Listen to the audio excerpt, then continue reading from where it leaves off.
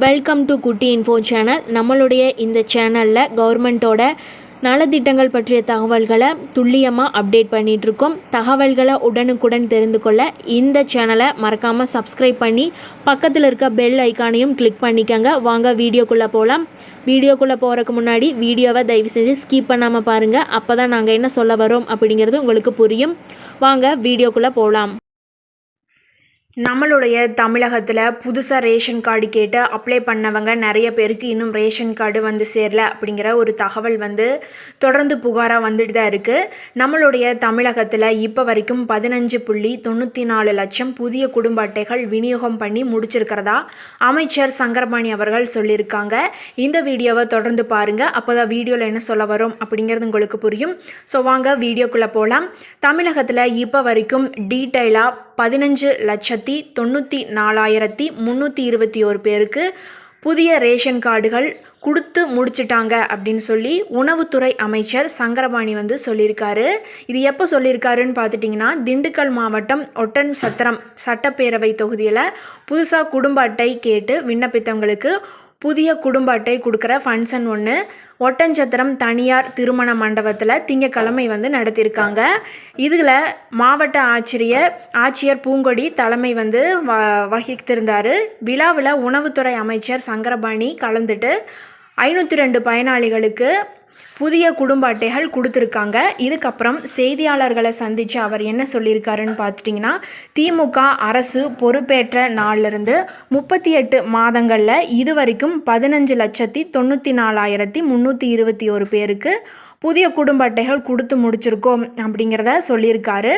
அதே போல் இப்போ வரைக்கும் வந்து 2,89,591 பேர் வந்து புதுசாக ரேஷன் கார்டுகள் எங்களுக்கு வேணும் அப்படின்னு சொல்லி அப்ளிகேஷன் போட்டிருக்காங்க.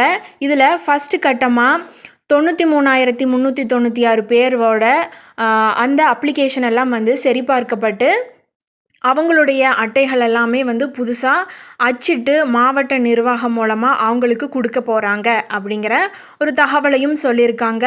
அதாவது மகளிர் உரிமை தொகைக்காக ஒரே குடும்பத்தை சேர்ந்தவங்க 2 ரேஷன் கார்டுகள் அப்ளை பண்ணுறனால இப்படி அந்த கரெக்ஷன் வந்து பார்க்கறக்காகவும் ஆய்வுகளை மேற்கொண்டதாகவும் இதனால தான் டைம் எடுத்துக்குது அப்படிங்கிறதையும் அவர் வந்து டீட்டெயிலாக சொல்லியிருக்காங்க. அதாவது வீட்டுக்கு வர ஆய்வாளர்கள் வந்து வீட்டில் 1 சிலிண்டர் வைத்திருக்காங்களா, 2 சிலிண்டர் வைத்திருக்காங்களா, 1 சமையலறையா, 2 சமையலறையா, இபி பில்லு, இந்த மாதிரியான நிறைய விஷயங்களை கேட்டு அதுக்கப்புறம் தான் அவங்களுடைய ரேஷன் கார்டையே சேங்ஷன் பண்ணி விடுறாங்க. ஸோ இதுக்கு தான் வந்து ரொம்ப டைம் எடுத்துக்குது அப்படின்னு சொல்கிறாங்க. அப்படியே அவங்க வந்து ஆய்வில் ஓகே அப்படின்னு சொல்லி ரேஷன் கார்டுகளுக்கு ஒப்புதல் கொடுக்கப்பட்டாலும் நிறைய பேருக்கு இன்னும் கார்டுகளே கிடைக்கல. இந்த டைமில் 2.8 லட்சம் பேர் வந்து ரேஷன் கார்டுகள் அப்ளை பண்ணியிருந்த நிலையில் அதுலேயும் வந்து பாதிக்கு பாதி 93,396 பேருடைய ரேஷன் கார்டுகளுக்கு ஒப்புதல் வழங்கப்பட்டு அவங்களுடைய புதிய ரேஷன் அட்டைகள் வந்து அச்சு இட்டு கரெக்டாக வச்சுருக்காங்க. அதையும் வந்து மாவட்ட நிர்வாகம் மூலமாக அவங்களுக்கு கொடுக்க போகிறாங்க அப்படிங்கிற ஒரு தகவலையும் சொல்லியிருக்காங்க.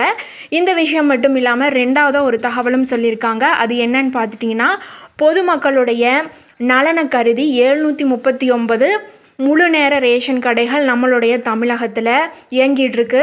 அதுலேயும் பார்த்துட்டிங்கன்னா 1376 பகுதி நேர கடைகளும் வந்து ரேஷன் கடைகளும் நம்மளுடைய தமிழகத்தில் இயங்கிட்டுருக்கு.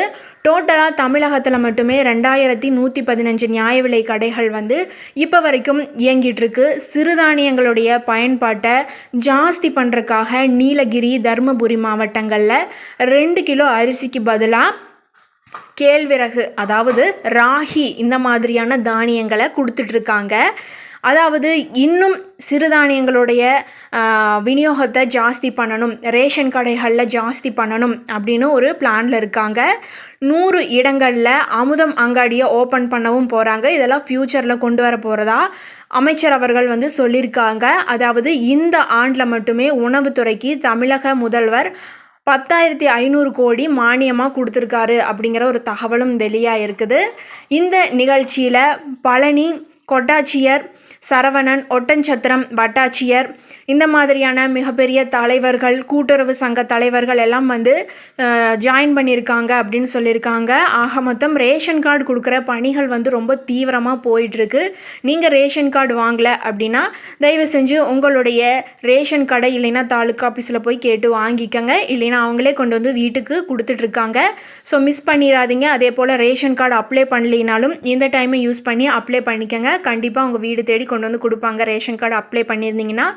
இந்த வீடியோ உங்களுக்கு பயனுள்ளதாக இருந்தால் உங்களுடைய ஃப்ரெண்ட்ஸ் அண்ட் ஃபேமிலிக்கு இந்த வீடியோவை ஷேர் பண்ணி விட்டுருங்க. முடிஞ்சால் இந்த சேனலை சப்ஸ்கிரைப் பண்ணிக்கங்க. இல்லைனாலும் பரவாயில்ல, ஜஸ்ட் ஒரு லைக்காவது பண்ணுங்கள். அப்போ தான் நாங்கள் நெக்ஸ்ட் வீடியோ பண்ணுறதுக்கு எங்களுக்கு ஒரு மோட்டிவேஷனலாக இருக்கும். நன்றி.